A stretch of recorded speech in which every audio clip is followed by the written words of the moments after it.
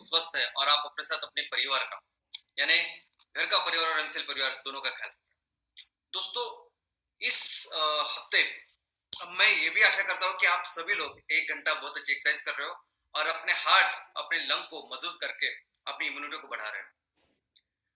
तो चलिए आज के टॉपिक से शुरुआत करते हैं। दोस्तों, 10 दिन पहले हम लोगों ने अंतरराष्ट्रीय जैव ईंधन दिन मनाया। अंतरराष्ट्रीय जैव ईंधन दिन जो पूरी दुनिया में मनाया जाता है 10 अगस्त को, लेकिन हम एमसीएल एकमेव ऐसी ऑर्गेनाइजेशन है कि जो 10 अगस्त से लेकर 10 सितंबर तक पूरा एक महीना हम लोग एमसीएल बायोफ्यूल मंथ करके मना रहे हैं। ये हमारा एक अभियान है। इस पूरे महीने में हम लोग चाहते हैं कि हम पूरा फोकस करके, पूरा मेहनत करके ये जो इंडस्ट्री है, ये हमारे देश के बायोफ्यूल इंडस्ट्री को हम लोग एक अगले बड़े स्तर पे लेके जाए। और मैं सबका अभिनंदन करना चाहता हूँ कि आप सभी लोग बहुत अच्छा काम इस महीने में इस कार्य के लिए कर रहे हैं। लेकिन दोस्तों, जब मुझे ये भी पता है कि आप सभी लोग जिसकी बेइंतहा आप जिसकी वेट कर रहे हैं वो है फैक्ट्री। और हाँ, सभी लोग फैक्ट्री के लिए काम कर रहे हैं। सभी लोग चाहते हैं कि जल्दी से जल्दी उनके तहसील में फैक्ट्रियां लगे, जल्दी से जल्दी वो फैक्ट्रियां लगे और वो चालू हो जाए।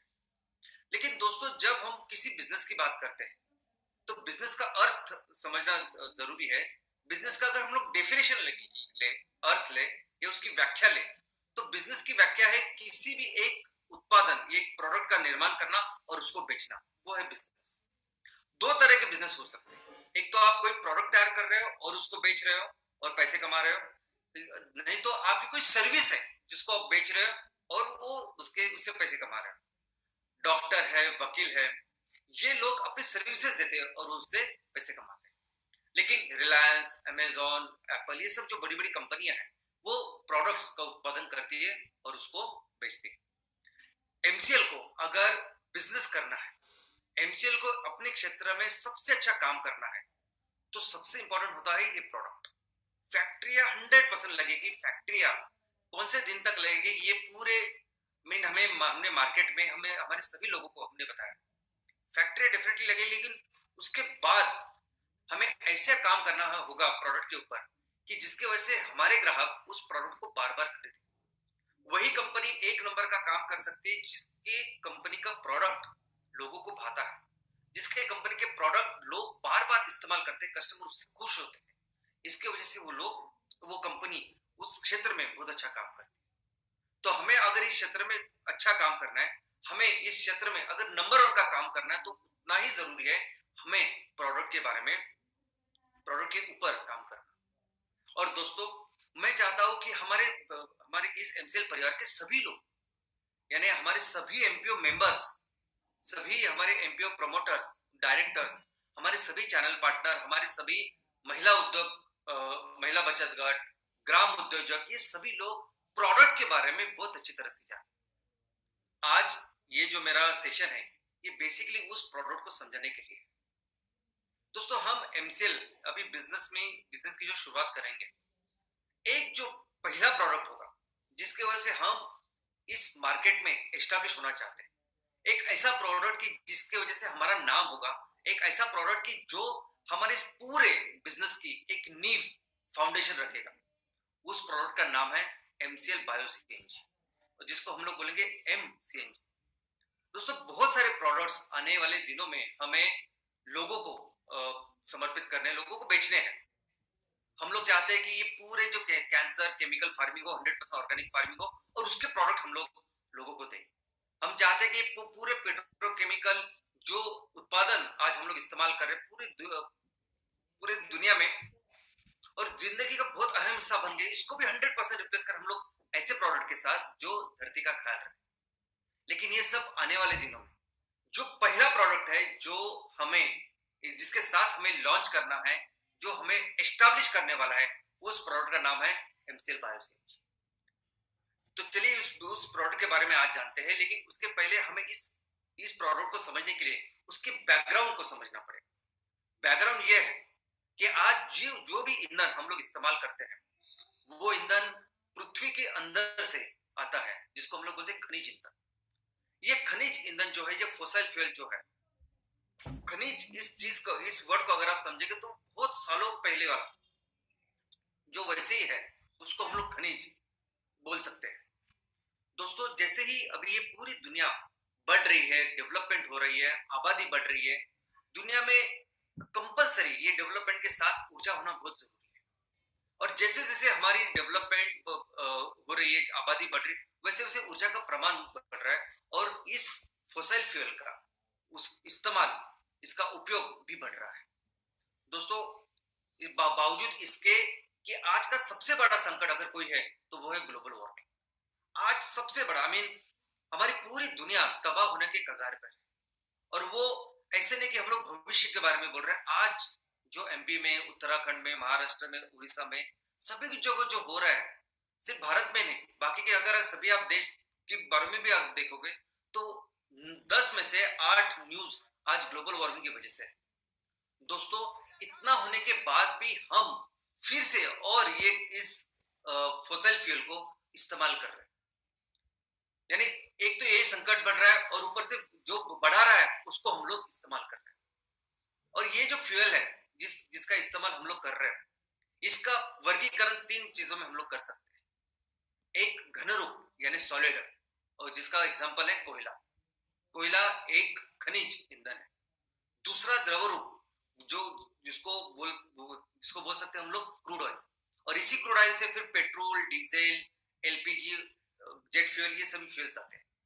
और तीसरा है वायु रूप, जिसमें आता है प्राकृतिक गैस। दोस्तों प्राकृतिक गैस जब कंप्रेस करके उसको इस्तेमाल किया जाता है तो उसको हम लोग बोल सकते हैं कंप्रेस्ड नेचुरल गैस या सीएनजी।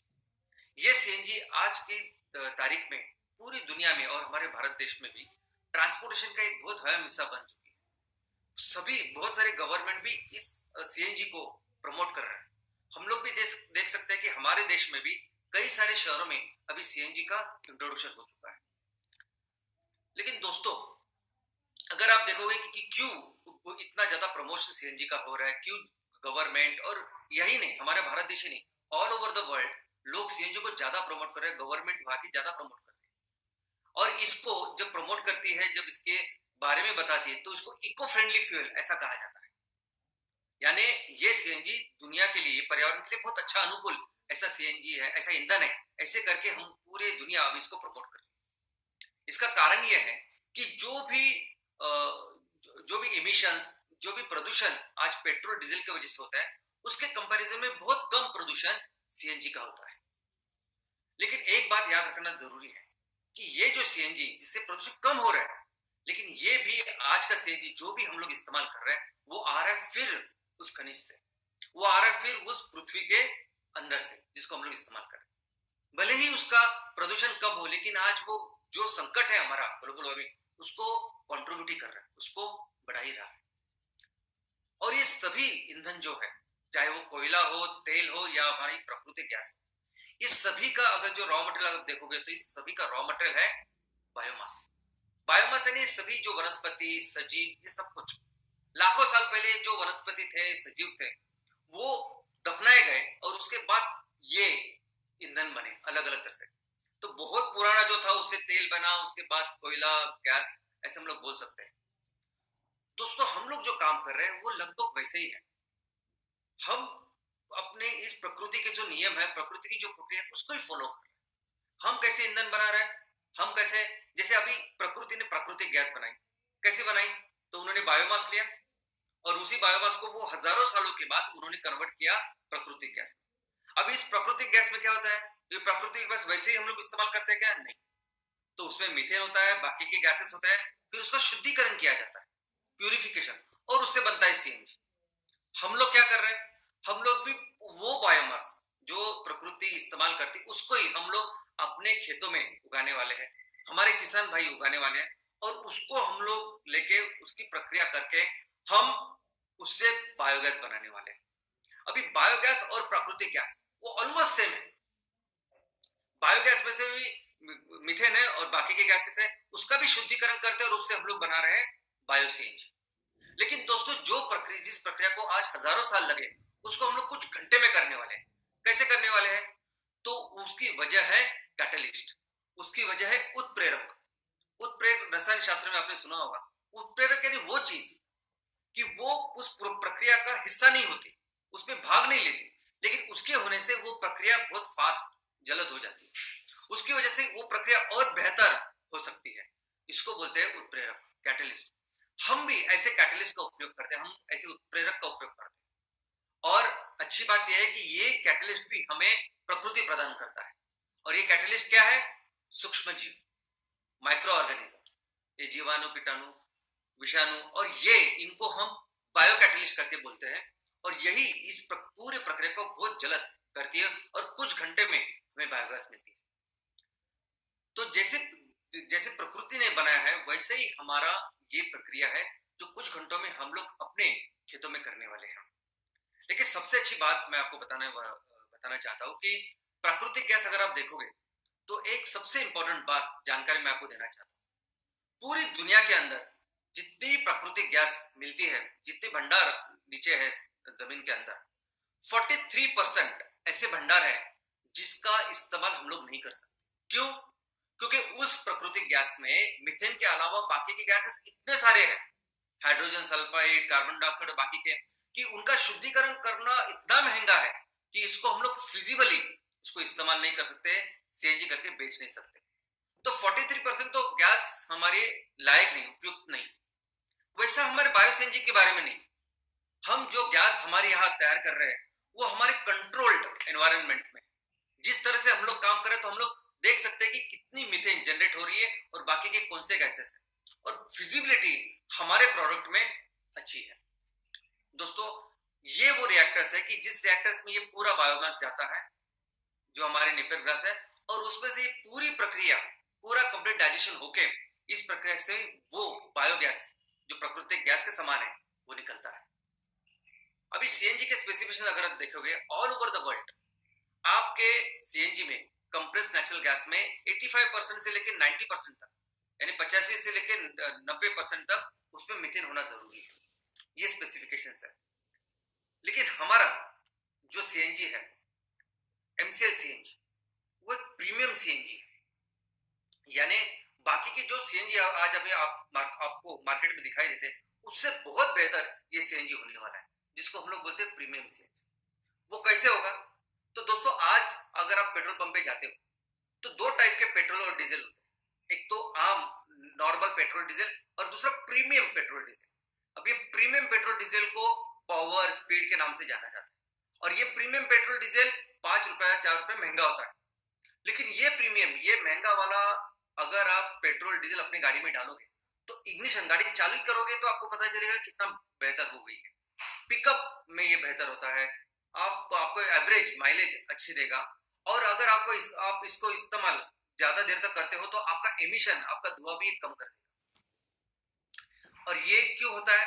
तो पेट्रोल में होता है ऑक्टेन और डीजल में होता है सीटेन। तो अगर ज्यादा ऑक्टेन वाला पेट्रोल अगर आप लेते हो, नॉर्मल पेट्रोल में कम ऑक्टेन होता है और ये प्रीमियम पेट्रोल में ज्यादा ऑक्टेन होता है। वैसे ही नॉर्मल डीजल में कम सीटेन होता है, और ये जो महंगा वाला, ये बेहतर जो डीजल है उसमें ज्यादा सीटेन होता है। इसकी वजह से, ये ऑक्टेन और सीटेन की वजह से ही ये बेहतर ऐसे ईंधन होता है। वैसे ही हमारा बेहतर सीएनजी में क्या होता है? तो सीएनजी में होता है मीथेन। तो सोचिए, अगर हमारे फ्यूल में, हमारे ईंधन में अगर 90% से ज्यादा मीथेन है तो एक बेहतर मीथेन करके साबित होता है। यह रही एक बात। और दूसरी बात, जैसा मैंने कहा कि प्राकृतिक गैस में बहुत सारे बाकी के गैसेस हो सकते हैं जो आ सकते हैं। हमारे यहाँ इस एमसीएनजी में ये बाकी की चीजें बहुत कम होती है, और इसी से बहुत बेहतर ऐसा फ्यूल हम लोग दे सकते हैं। दोस्तों, हमें इस प्रोडक्ट को जब भी मार्केट में लॉन्च करना है तो इसको प्रीमियम सीएनजी करके लॉन्च करना है, और उसी तरह, क्योंकि उसके बहुत सारे क्वालिटीज, बहुत सारे बेनिफिट्स लोगों को दिखाई देंगे इस्तेमाल करने के बाद। तो क्या क्या वो बेनिफिट है जिसकी वजह से उनको पता चलेगा कि ये बहुत बेहतर सीएनजी है। नंबर 1, ये आपको बाकी के जो सीएनजी जो एवरेज देती है उससे बेहतर एवरेज देगा, इसके बेहतर माइलेज देगा। और क्यों? सिंपल है, क्योंकि इसमें ज्यादा मीथेन है। दोस्तों, मैं सीएनजी के साथ कंपैरिजन कर रहा हूँ, यानी अगर बाकी की सीएनजी गाड़ियां जितना एवरेज दे रही है उससे बेहतर एवरेज हमारा एम सीएनजी देगा। लेकिन सोचिए जो गाड़ियां आज के दिन में पेट्रोल और डीजल के ऊपर चल रही है उससे तो कई ज्यादा एवरेज इस एमसीएनजी के ऊपर चले। तो जो भी गाड़ियां इस पे कन्वर्ट होगी वो बहुत बेहतर जबरदस्त ऐसा एवरेज हमारे ग्राहकों को देगी। दूसरा, ये एमसीएनजी ये इको फ्रेंडली फ्यूल्स। एक तो हम लोग ये समझते हैं कि सभी जो सीएनजी गवर्नमेंट आज प्रमोट करती है उस सभी को वो इको फ्रेंडली फ्यूल करके ही गवर्नमेंट उसको प्रमोट करती है। उसका क्या कारण है? तो अगर आप देखोगे डीजल डीजल का जो एमिशन है, डीजल में से जो धुआं आता है और नेचुरल गैस और सीएनजी से जो धुआं आता है, अगर आप देखोगे सामने स्क्रीन के ऊपर तो आप देख सकते हैं कि sulphur dioxide, particulate matter, organic compounds, nitrogen dioxide, carbon monoxide, carbon dioxide, ये जितना निकलता है डीजल इस्तेमाल करने के बाद उससे बहुत कम निकलता है इस नेचुरल गैस या इस सीएनजी की वजह से। और इसका कारण क्या है? क्योंकि सीएनजी जो है ना उसमें जो मीथेन होता है ये बहुत सिंपल, बहुत प्योर, एक सादा एकदम सिंपल ऐसा ईंधन है जो बहुत अच्छी तरह से क्लीनली पूरी तरह से इस्तेमाल होता है और कोई उसका धुआं वगैरह कुछ रहता नहीं। उसके कंपैरिजन में अगर पेट्रोल देखोगे तो पेट्रोल में 5 कार्बन है, 12 हाइड्रोजन है। डीजल देखोगे तो डीजल में 12 कार्बन है, 23 हाइड्रोजन है। तो सबसे इंपॉर्टेंट चीज ये है कि ये दोनों ही अगर आप देखो तो अगर इंजन ठीक नहीं है, अब बाकी के इंजन में भी ये पूरी तरह से जलते ही नहीं। आप अगर ज्यादा देर तक उनको चलाओगे एक 2-3 साल के बाद तो आपको पता चलेगा कि ये डीजल का धुआं ज्यादा बढ़ रहा है, आवाज ज्यादा बढ़ रही है। डे वन से ये डीजल ये जो ईंधन है पूरी तरह से चलते नहीं, लेकिन अगर और इसका कंबशन भी आप देखोगे, इसकी रिएक्शन भी आप देखोगे तो आपको समझ में आएगा कि ये पूरी तरह से हमारी कारों में जलते नहीं। लेकिन हम मीथेन अगर आप देखोगे तो मीथेन पूरी तरह से अच्छी तरह से उसको जलता है, क्लीन होता है, तो कोई कार्बन गाड़ी में नहीं रहता और इसके लिए उसका जो एमिशन है वो एमिशन बहुत कम होता है। क्योंकि इस धुएं में बहुत बार ऐसा होता है कि न जला हुआ पेट्रोल, न जला हुआ डीजल ये बाहर निकलता है और उसकी वजह से इतना धुआं आपको दिखाई देता है। और जितना एफिशिएंट इंजन उतना कम धुआं निकलेगा और जितना पुराना इंजन उतना ज्यादा धुआं निकलता है क्योंकि बहुत ज्यादा अनयूटिलाइज्ड ऐसा सब पेट्रोल डीजल निकलता है। लेकिन सीएनजी की जब बात करते हैं आप तो सीएनजी किसी भी इंजन में बहुत अच्छी तरह से उसका उपयोग होता है। एमसीएनजी हमारे जो इंजन है इसकी लाइफ बढ़ाता है। क्यों? तो जैसे मैंने कहा कि हमारे इस इंजन में जब भी हम लोग एमसीएनजी डालेंगे तो पूरी तरह से इस्तेमाल होता है, कोई भी चीज उसमें रहती नहीं है। लेकिन जब आप पेट्रोल और डीजल के ऊपर गाड़ी चलाते हो आपने हमेशा उसका एक्सपीरियंस किया होगा कि नॉर्मली जैसे पेट्रोल डीजल की गाड़ी चलती है 2-3 साल के बाद उस तरह से उसका इग्निशन, उस तरह से उसका आवाज स्मूथ वो नहीं रहती, उसका पिकअप कम हो जाता है, उसका एवरेज कम हो जाता है, वो आवाज करने लगती है और उसका एमिशन भी, उसका धुआं भी वो ज्यादा निकलता है। क्यों निकलता है? तो दोस्तों मैंने जैसे कहा ये जो पेट्रोल और डीजल है ये पूरी तरह से जलते ही नहीं, ये सबसे इंपॉर्टेंट चीज है। और ये जो कार्बन, एक तो न जला हुआ डीजल पेट्रोल भी बाहर आता है, वो ज्यादा पोल्यूशन तैयार करता है। और दूसरी बात ये जो न जला हुआ ईंधन, न जला हुआ कार्बन है वो अपने इंजन में, वो अपने पिस्टन में वो डिपॉजिट हो जाता है। और फिर 3 साल के बाद, 4 साल के बाद आप जब मैकेनिक के पास जाते हो तो वो बोलता है कि आपके पिस्टन में, आपके इंजन में बहुत सारा कार्बन जमा हुआ है, इस कार्बन को साफ करना पड़ेगा। और वो क्या करता है कि इंजन को खोल के हाथ से वो साफ करता है, अगर आपने देखा होगा। और इसी को कहते हैं ओवरऑलिंग, यानी आपका इंजन ओवरऑलिंग करना पड़ेगा। इसका मतलब क्या? जो कार्बन जो जमा हुआ है उसको पूरी तरह से निकालना पड़ेगा, साफ करना पड़ेगा। लेकिन ये काम हमारे एमसीएनजी में नहीं होता क्योंकि एमसीएनजी पूरी तरह से बिना कोई अपना कार्बन छोड़े हुए अच्छी जलता है और इंजन की लाइफ, आपकी गाड़ी की लाइफ बढ़ाता है। एमसीएनजी कार्बन नेगेटिव है। इसका मतलब जैसा मैंने कहा कि ये जो सीएनजी हम लोग इस्तेमाल कर रहे हैं भले ही वो कम प्रदूषण पैदा करता है, लेकिन प्रदूषण कम पैदा तो करता है ना।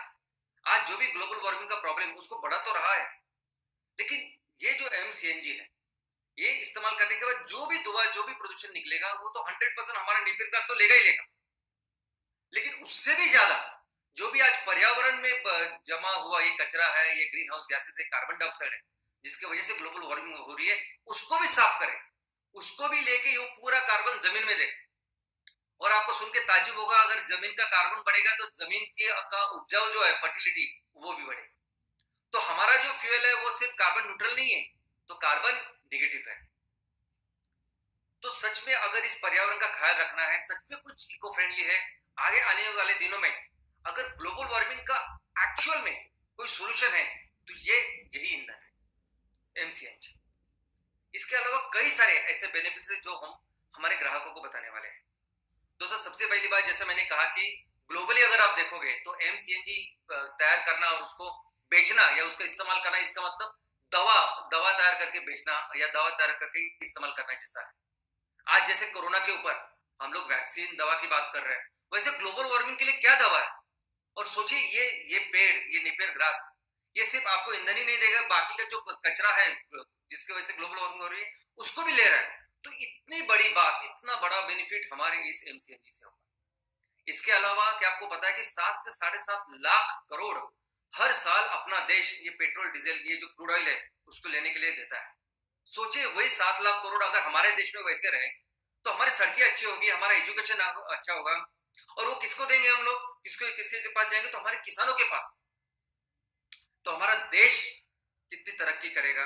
हमारे किसान, जिसके ऊपर आज भी 50% से ज्यादा फैमिलीज, ये जो परिवार है वो डायरेक्टली इनडायरेक्टली डिपेंडेंट है, ये सब कितने अच्छे, कितने बेहतर हो जाएंगे, कितना सबलीकरण इनका होगा। उसके साथ ये महिला बचत गट, जिस तरह से हम लोग काम कर रहे हैं, ये सभी कामों को हम लोग बहुत बेहतर कर सकेंगे। बहुत सारी ऐसी चीज है जो इससे बेहतर होगी।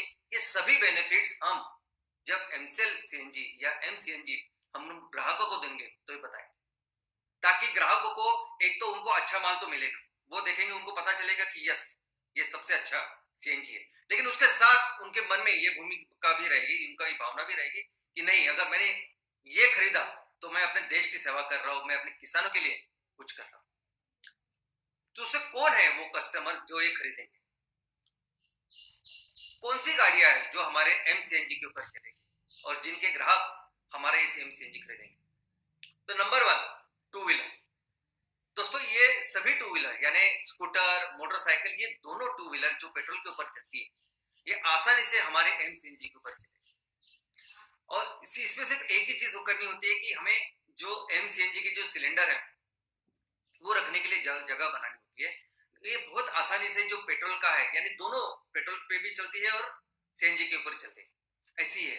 इसके अलावा मोटरसाइकिल पे भी अगर आप प्रबंध करें कि किस तरह से वो उसकी जो टंकी है वो फिक्स की जा सकती है, तो आसानी से हम लोग हर किसी भी मोटरसाइकिल को भी सीएनजी के ऊपर कन्वर्ट कर सकते हैं। इसके अलावा रिक्शा और सभी थ्री व्हीलर्स, आजकल मैक्सिमम रिक्शा ये पेट्रोल पे के ऊपर चलती है, वो हम एमसीएनजी के ऊपर चला सकते हैं। बहुत सारी मेट्रो में जो रिक्शा आती है मेट्रो शहरों में, वो तो सीएनजी फिटेड रिक्शा ही कंपनियां बनाती है, वो तो आसानी से हमारे एमसीएनजी के ऊपर चला सकते हैं। और ऐसे सभी थ्री व्हीलर्स एमसीएनजी के ऊपर चल सकते हैं। सभी फोर व्हीलर्स, छोटी गाड़ियां, बड़ी गाड़ियां, सभी पेट्रोल की गाड़ियां, डीजल की गाड़ियां, सभी गाड़ियां हमारे इस एमसीएनजी के ऊपर चल सकती है। लेकिन पेट्रोल कार को एमसीएनजी के ऊपर कन्वर्ट करना आसान होता है। इसका कारण यह है कि पेट्रोल और सीएनजी का जो इग्निशन सिस्टम है वो सिमिलर होता है। पेट्रोल और सीएनजी का जो इग्निशन सिस्टम है वो होता है स्पार्क प्लग सिस्टम। इसलिए पेट्रोल की गाड़ी अगर आप सीएनजी के ऊपर कन्वर्ट करें, एमसीएनजी के ऊपर कन्वर्ट करें, तो वो कम खर्चे की होते हैं। इसलिए आप देखोगे कि अगर छोटी कारें होती है तो वो आसानी से सीएनजी के ऊपर कन्वर्ट होती है। लेकिन वो छोटी अगर डीजल की कार है तो उनको ये तय करना होता है कि वो कितना उसको इस्तेमाल करेंगे, और इसके हिसाब से जितना खर्चा वो करेंगे सीएनजी के लिए करने के लिए, क्या वो फिजिबल है? क्योंकि डीजल का अगर आप इग्निशन सिस्टम देखोगे तो वो बहुत अलग सिस्टम है, कंप्रेसर इग्निशन सिस्टम है। हवा गर्म होके कंप्रेस होके वो इग्नाइट करने के लिए ईंधन में डाली जाती है। तो वो सिस्टम पूरी तरह से बदलने के लिए ज्यादा पैसे लगते हैं। लेकिन अगर आपके पास एक टेम्पो स्मॉल ट्रक है, आपको यहाँ ज्यादा ये सब डीजल पे ऊपर होता है और इसमें ज्यादा उनको डीजल लगता है क्योंकि एवरेज कम होती है और ये लोड होते हैं। ये जो सभी कमर्शियल व्हीकल्स है ये ज्यादा लोडेड होते हैं, बहुत ज्यादा सफर तय करना पड़ता है और मैक्सिमम पैसा उनका ईंधन के ऊपर जाता है। तो ये इनको फिजिबल होता है, ये आसानी से इनकी सभी गाड़ियां ये एमसीएनजी के ऊपर कन्वर्ट कर सकती है। ये tempo, tempo traveller, small truck और यहाँ तक के बड़े जो ट्रक है, ये सभी गाड़ियां बहुत बड़े पैमाने पे ये डीजल का इस्तेमाल करती है और उनको बहुत फिजिबल होता है। जब इस सीएनजी के ऊपर ये कन्वर्ट करते हैं तो उनके पैसे बहुत सारे बचते हैं और हमारा गांव भी साफ होता है। इसीलिए अभी आप देखोगे तो सभी जो गाड़ियां ये रिक्शा से लेके ट्रक तक जो गाड़ियां बनाते हैं, अभी सभी सीएनजी फिटेड गाड़ियां आपको दे रही है। सभी जो कंपनियां हैं जो इस ट्रक टेम्पो बनाने में है, वो सभी कंपनी फिटेड सीएनजी आपको देने वाली है और इस सभी गाड़ियों में हमारा एम सीएनजी चलेगा।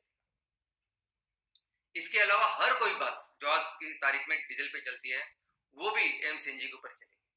यहाँ तक कि अगर आप मेट्रो से बड़े बड़े शहर आप देखोगे, दिल्ली, मुंबई और बाकी कई सारे शहर, यहाँ कंपलसरी वहां के जो नगर निगम है, म्यूनिसिपालिटी है, म्यूनिसिपल कॉर्पोरेशन, इन्होंने कंपलसरी सरकारी सभी बसेस है उसको 100% सीएनजी के ऊपर कन्वर्ट किया और ये सभी बसेस हमारे एम सीएनजी के ऊपर चलेगी। यहाँ तक कि हमारे ट्रैक्टर, दोस्तों हमारे गांव में, हमारे तहसील में अभी कोई भी ट्रैक्टर जो आज की तारीख में डीजल पे चलता है उसको हम लोग आसानी से हमारे सीएनजी के ऊपर कन्वर्ट कर सकते हैं। अगर आपको याद होगा तो कुछ दिन पहले ही हमारे माननीय नितिन जी गडकरी साहब ने पुराना ऐसा ट्रैक्टर जो डीजल पे चलता था उसको सीएनजी पे बनाया और उसको लॉन्च किया और उसके बाद आप देख सकते हैं तो कई सारी कंपनियां जो सीएनजी फिटेड ट्रैक्टर भी उन्होंने मार्केट में लाया।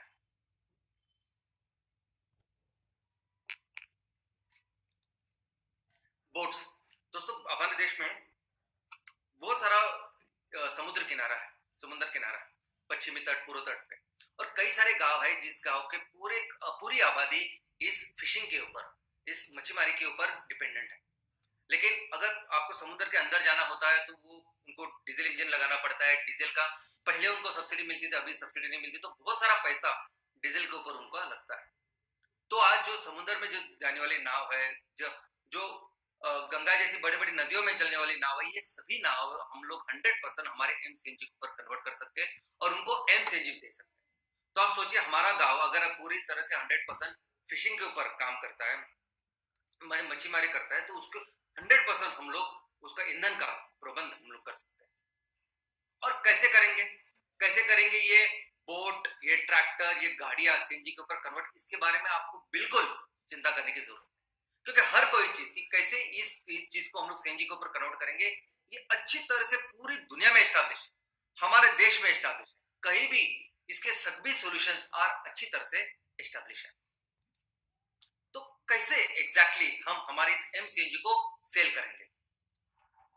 तो दोस्तों हमारा एम सीएनजी ये हमारे अधिकृत जो एमसीएल पंप है, सीएनजी पंप है, उस पे ही बेचेंगे। एक ऑप्शन होता है कि हम लोग सीएनजी तैयार करें और बाकी की कंपनी को बेचें, लेकिन वो हम लोग नहीं करेंगे। हम लोग डायरेक्ट ग्राहकों को हमारे जो पंप है उसके द्वारा बेचेंगे।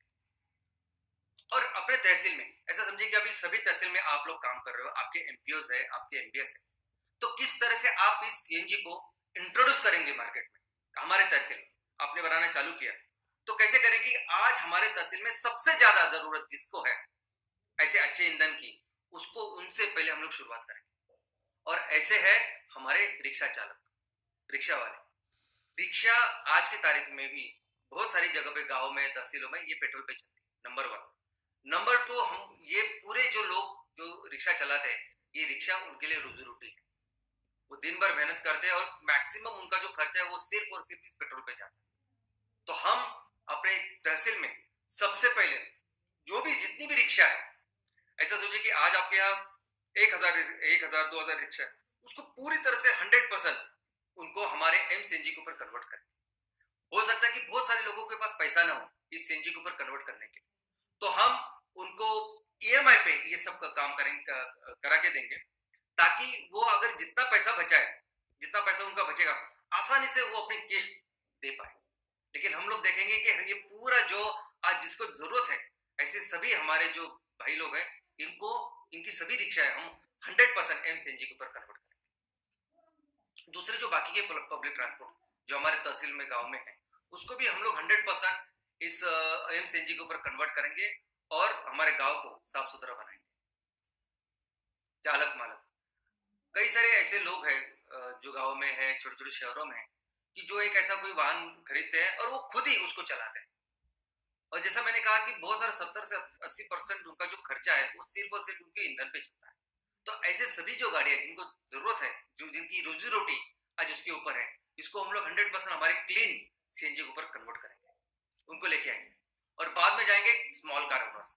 अभी स्मॉल कार ओनर्स का भी ऐसा है कि जिन्होंने एक छोटी गाड़ी ली है हमारी फैमिली के लिए, अपनी फैमिली के लिए, लेकिन अभी पेट्रोल इतना बढ़ गया है कि ये फिजिबल नहीं होता कि दूर दूर तक ये गाड़ी लेके जाए या हर दिन इसका इस्तेमाल करें। लेकिन सोचिए ये सभी स्मॉल कार अगर हम लोग ने एम सीएनजी के ऊपर कन्वर्ट की, तो आप आज की तारीख पे जितना स्कूटर और मोटरसाइकिल पे जितना आपका खर्च होता है ना ईंधन के ऊपर, उतने में आपकी ये फोर व्हीलर भी चले, ऐसा हो सकता है। फ्लीट ओनर्स, हमारे तहसील में ऐसे ट्रांसपोर्ट के बिजनेस में होने वाली कुछ कंपनियां होंगी जिनके पास खुद के ट्रक्स होंगे, गाड़ियां होगी, और इनके भी 70 से 80% जो खर्चा है वो खर्चा सिर्फ और सिर्फ ईंधन के ऊपर जाता है। इन लोगों के साथ हम लोग कुछ कॉन्ट्रैक्ट कर सकते हैं, एग्रीमेंट कर सकते हैं, ताकि इनकी सभी गाड़ियां हम डीजल से लेके सीएनजी के ऊपर कन्वर्ट करें, और इनको सीएनजी कहाँ मिलेगा, कैसे मिलेगा, इसकी भी व्यवस्था करें। तो आगे के ऐसा समझे कि एक एक साल, दो दो साल तक हम लोग ऐसा एग्रीमेंट कर सकते हैं कि आपके पास जितना भी मार्केट में सीएनजी का रेट है उससे इतना कम, इतने में हम लोग कर सकते हैं, और ऊपर से बाकी के कुछ बेनिफिट्स हम लोग दे सकते हैं जो मैं आने वाले दिनों में आपको बताऊं। वैसे ही हो सकता है टूरिस्ट और ट्रैवल्स के साथ। कुछ बसेस होती है, जैसे हमारे यहाँ मुंबई पुणे बसेस है, मुंबई गोवा बसेस है, या बाकी की जगह पे बसेस है, आपके यहाँ भी होगी। तो ऐसी कुछ कंपनियां होगी जिनके 2 4 5 बसेस है, 10 बसेस है, इनको भी हम लोग ये एग्रीमेंट, ये प्रस्ताव दे सकते हैं, उनके साथ भी ऐसा एग्रीमेंट कर सकते हैं कि कितना भी मार्केट में कोई भी सीएनजी हो उसे इतना कम हम लोग आपको देंगे, सब व्यवस्था करेंगे, और उसके साथ बहुत सारे बेनिफिट जो मैं आपको बताऊंगा वो करेंगे। और सबसे इंपॉर्टेंट बात है स्टेट ट्रांसपोर्ट कॉर्पोरेशन। दोस्तों हमारे सभी राज्यों में, राजस्थान, कर्नाटक, गुजरात, महाराष्ट्र, एमपी में राज्य सरकार के परिवहन उपक्रम है, और ये परिवहन उपक्रम लोगों की सेवा के लिए, ये बाकी के प्राइवेट बसेस जैसे काम नहीं करते कि इतने सारे जब तक लोग नहीं आते तब तक हमारी गाड़ी चलेगी। कहीं भी गांव में, आज बहुत सारे गांव में एक ही जरिया होता है, माध्यम होता है, ये परिवहन बसेस। लेकिन बहुत सारे अभी जो उपक्रम है ये घाटे में चल रहा है, और इसका कारण यह है ईंधन। ये बहुत सारे जो गाड़ियां है वो अभी भी डीजल पे है, और बहुत सारी गाड़ियां का जो खर्चा है वो फिजिबल नहीं होता। तो हमारे लिए सबसे इंपॉर्टेंट, अगर ग्राहक सब, इनफैक्ट हमें सभी जो स्टेट में अभी हम लोग काम कर रहे हैं, हमें बहुत जल्दी राज्य सरकार को अप्रोच करना है, और उनका ये जो पूरा राज्य सरकार का उपक्रम है उनको वो एग्रीमेंट, उनको वो प्रस्ताव देना है कि आपके सभी बसेस हम लोग सीएनजी के ऊपर कन्वर्ट कर सकते हैं, उनको हर जगह पे ऊपर हम लोग सीएनजी उपलब्ध करा के दे सकते हैं, बाकी की बहुत सारी बेनिफिट्स हम लोग उनको दे सकते हैं। ऐसे म्यूचुअली एक अच्छा काम हम लोग सरकार के साथ कर सकते हैं और करने वाले हैं। और ऑफ कोर्स उसके बाद सब कुछ, उसके बाद सभी जो गाड़ियां, सभी वाहने आपके गांव में है, तहसील में, उसको 100% हमें एमसीएनजी के ऊपर लेके जाना है। लेकिन दोस्तों कुछ ऐसे भी है पब्लिक ट्रांसपोर्ट कि जिनको सच में वो बहुत मेहनत करते हैं, वो हमारे समाज के बहुत लोअर ऐसे कैटेगरी से आते हैं, बहुत मेहनत करके इस ट्रांसपोर्टेशन का काम करते हैं। ऐसे में भी कुछ सोल्यूशन देने की जरूरत है।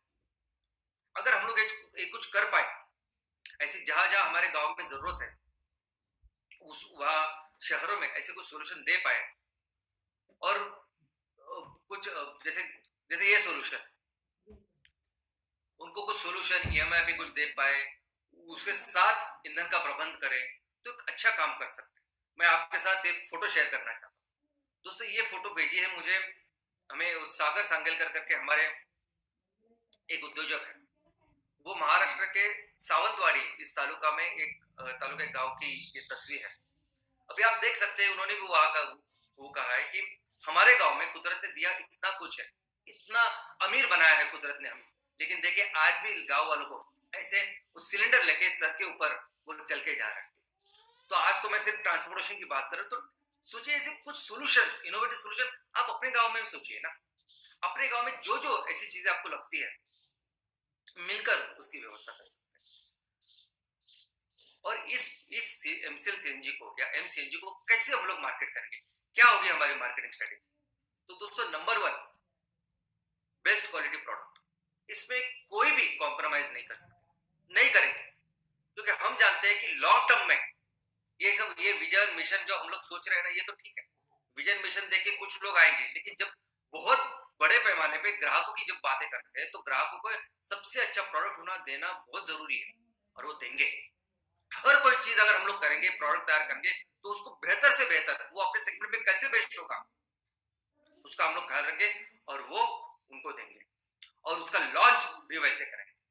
आपके तहसील में भी जब सीएनजी का लॉन्च हम लोग करेंगे, एमसीएनजी का, तो वो ऐसे करेंगे कि पूरे लोगों को, ये जो हमारे 10,000 मेंबर हैं और बाकी के सभी लोग जो भी मेंबर नहीं लेकिन आपको देख रहे हैं, हमें देख रहे हैं कि क्या करेंगे, ये सभी लोगों को हम लोग देखे एक प्रॉपर लॉन्च करेंगे और सबको बताएंगे कि हम लोग अभी आ चुके हैं, और एक बेहतर, एक प्रीमियम ऐसा फ्यूल लेके हम लोग आ चुके हैं। और बेस्ट मार्केटिंग दुनिया में कहीं भी जाओ, किसी भी देश में जाओ, सबसे बेस्ट मार्केटिंग होती है कस्टमर की marketing, word of mouth. Customer, ग्राहक आपके बारे में क्या सोचता है, क्या समझता है, वो कैसे फील करता है, और वो सबसे बेस्ट ब्रांड एम्बेसडर आपका बन सकता है। आपको जरूरत है बहुत बड़ी बड़ी ऐड करने की।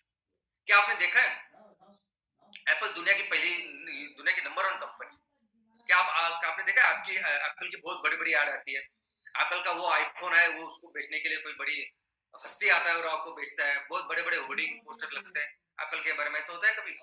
नहीं होता है। क्या आपने देखा है कि मर्सिडीज का बहुत बड़ा, जो मर्सिडीज नंबर 1 कंपनी है कारों के बारे में, उसकी बहुत बड़ी मार्केटिंग होती है, बहुत बड़े बड़े स्टार होते हैं, मार्केट वीडियोज होते हैं, ऐसा कभी देखा आपने? कभी नहीं। लेकिन ये आईफोन या मर्सिडीज, एक बार कोई ग्राहक खरीदता है ना, तो जिंदगी भर वो आईफोन ही खरीदेगा, और दूसरी बात यह है कि वो दूसरे लोगों को भी बताएगा, यार तू भी ये खरीदी, ये बहुत अच्छा है। मर्सिडीज को बोलेगा, ये तू ये खरीद, ये बहुत अच्छी है। ये दुनिया का सबसे बेस्ट मार्केटिंग स्ट्रेटेजी, तो यही हम लोग करने वाले हैं। हम लोग हमारे तहसील में, जैसे आप समझिए कि आपके पास 1,000 रिक्शा है तहसील में, और उस 1,000 रिक्शा को हमने 100% हमारे एमसीएनजी के ऊपर कन्वर्ट किया। पूरे, जैसे हम लोग किसानों का ख्याल वहां रख रहे हैं, वैसे हमारे लोगों का, रिक्शा वाले जो लोग हैं हमारे, उनका ख्याल रखा, उनको 100% कन्वर्ट करके दिया। और सोचिए, उस रिक्शा को हम लोगों ने कस्टमाइज किया। आप अपने तहसील में, आपकी एमपीओ है, आपका एक लोगो है, आपकी एक सोच है, जिस सोच के साथ आप अपने तहसील को डेवलप कर रहे हैं, और वो जो सोच है, वो जो आपका नाम है एमपीओ का, वो हर रिक्शा के ऊपर है। आपके एमपीओ का नाम, आपका लोगो, वो हर रिक्शा के ऊपर, एक छोटा सा एमसीएल भी है, और वो 1,000 रिक्शा वो पूरे तहसील में घूम रहे हैं। तो सोचिए क्या ब्रांडिंग, क्या जबरदस्त। आज मैं देखता हूँ कि इस एमपीओ मेंबरशिप के लिए आप ऐसे कुछ गाड़ियां लेते हो, 1-2 गाड़ियों को, और इस्तेमाल करते हो उसको प्रमोशन के लिए। तो सोचिए 1,000 गाड़ियां जब आपकी कंपनी को, आपके एमपीओ को, हमारे किसानों को प्रमोट करेगी, तो इससे बेहतर ब्रांडिंग और क्या हो सकती है। और सबसे अच्छी बात, यानी जो मार्केटिंग के ऊपर हम लोग खर्चा करने वाले हैं, वो सभी डिस्काउंट और सभी कुछ हम लोग अपने ग्राहकों को देंगे। यानी अगर कोई रिक्शा वाला है या कोई स्मॉल कार वाला है, हो सकता है कि उसको उस फ्यूल के ऊपर, उस ईंधन के ऊपर आधे पैसे देने पड़े, हो सकता है कि उसको पैसे ही ना लगे, क्योंकि उसने इतने सारे लोगों को कहा है जो हमारे अभी ग्राहक बन चुके हैं, और उसका ऐसे लॉयल्टी या डिस्काउंट हम लोगों ने बनाया है कि उसको पैसे नहीं देने पड़ते। ऐसा भी सिस्टम हम लोग अपने इस एमसीएनजी के ऊपर लेके आ रहे हैं। दोस्तों, हमारा विजन है कि हमारी तहसील की सभी गाड़ियों को हमें एमसीएनजी के ऊपर कन्वर्ट करना है, सभी गाड़ी। जैसा मैंने अभी कहा कि वो 2 व्हीलर से लेके बस तक, रिक्शा से लेकर ट्रक तक, मच्छी बोट हो, नावे हो, या ट्रैक्टर हो, या ऐसी कोई भी गाड़ी जो आज आपकी तहसील में चलती है पेट्रोल डीजल के ऊपर, उसको पूरी तरह से 100% हमको रिप्लेस करना है। लेकिन ये करने के लिए आपको कुछ व्यवस्था का भी निर्माण करना होगा, क्योंकि ये करने के लिए जब वो कन्वर्जन किट्स लगेंगे, उसकी भी दुकानें, उसकी भी व्यवस्था हमें करनी पड़ेगी। तब जब लॉन्च करेंगे हम लोग तहसील में हमारे सीएनजी का, उसके साथ एक कन्वर्जन किट के भी आउटलेट्स आपके ही कंपनी के अंदर, आपके ही एमपीओ के अंदर हमें निकालने हैं। इसके अलावा लोन फैसिलिटी, क्योंकि हम लोग जानते हैं अभी कोरोना के बाद तो हमने देखा कि कितनी भयंकर चीज, बिजनेस पे कितना गहरा असर इस सब का हो गया है। तो हम लोग ऐसे बहुत सारे लोग होंगे जिनके पास पैसे नहीं होंगे इस पे ये सब काम करने के लिए, एमसीएनजी के ऊपर कन्वर्ट करने के लिए, तो उसको फैसिलिटीज, ईएमआई की फैसिलिटी वगैरह भी हम लोग देंगे और कराएंगे। ये भी व्यवस्था हमको करनी पड़ेगी। इसके आगे गैराजेस, जो एमसीएल से जो सीएनजी के जो गैराजेस है उसको भी तैयार करना पड़ेगा, ताकि अगर कोई भी चीज हो तो उसको हम लोग दुरुस्त कर पाए। इसके बारे में कुछ क्वेरीज लोग हमेशा बोलते हैं कि हमारे गांव में 10,000 मेंबर आप करते हैं तहसील में, तो 500 या 1,000 अगर वह फार्मर है, 1,000 वहां किसान है और उसने एक एकड़ पे भी किया, तो आपके इतने बन जाते हैं, ऐसे बन जाते हैं, वैसे बन जाते हैं, तो क्यों चाहिए?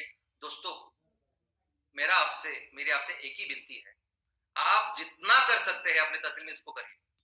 ये हम लोग जो तैयार कर रहे हैं ना, ये कोई आम ईंधन नहीं, ये दवाई है।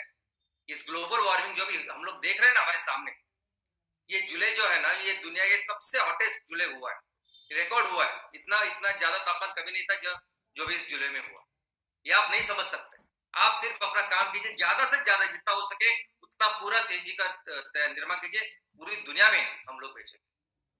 दूसरी इंपॉर्टेंट क्वेरी क्या है कि हमारे गांव में तो इतनी ज्यादा गाड़ियां ही नहीं, तो इतना 500-600 टन करके करेंगे क्या? बेचेंगे कहां? और हमारे गांव से लेके वो पुणे तो इतना दूर है, आगरा तो इतना दूर है, इंदौर तो इतना दूर है, वहां कैसे लेके जाएंगे? आपको शायद पता नहीं एक वास्तविकता, ये जो सीएनजी आप हम लोग जो इस्तेमाल कर रहे हैं ना, वो ईरान हजारों किलोमीटर से हमें लाके देता है। और अभी तो अमेरिका भी हमको ये प्राकृतिक गैस दे रहा है। अमेरिका वो पाइप से दे रहा है, वो जहाजों में वो एलएनजी करके दे रहा है। हम भी कैसे सीएनजी से एलएनजी करेंगे, देंगे? आपको इसकी चिंता करने की जरूरत नहीं। अगर आप तमिलनाडु में कर रहे हैं सीएनजी तैयार और हमें जम्मू कश्मीर में भी देना है तो बहुत आसान है, बिल्कुल उसकी चिंता मत करिए। तो ये जो दो क्वेरीज है, ये जब हम लोग करेंगे तब आप समझेंगे। लेकिन दोस्तों, मैं चाहता हूं कि आप पूरी तरह से इस काम के ऊपर फोकस करें। इस महीने में बहुत अच्छे रिजल्ट्स हमें करके दिखाने हैं, सिर्फ लोगों के कस्टमर के लिए नहीं, हमें दुनिया को दिखाना है कि एक्चुअली सस्टेनेबिलिटी क्या है, एक्चुअली कौन से ईंधन का निर्माण करना है और कैसे प्रकृति को फॉलो करना है। ये जो आज रिन्यूएबल के नाम पे जो कुछ हो रहा है, वो उसके बारे में मुझे कुछ बोलना नहीं, लेकिन ये सबसे बेहतर, सबसे अच्छा रास्ता है जिसके ऊपर हमें आगे हजारों साल, लाखों साल हम लोग काम कर सकते हैं और ये दुनिया का ख्याल रख सकते हैं। तो मैं चाहता हूं कि ऐसा ही अच्छा काम आप करें। इस प्रोडक्ट के ऊपर और बेहतर सेशंस में लेके आऊंगा। फिलहाल इस महीने के जो टारगेट्स है, जो हमें काम करना है, उसके ऊपर फोकस करिए। And all the very best for you.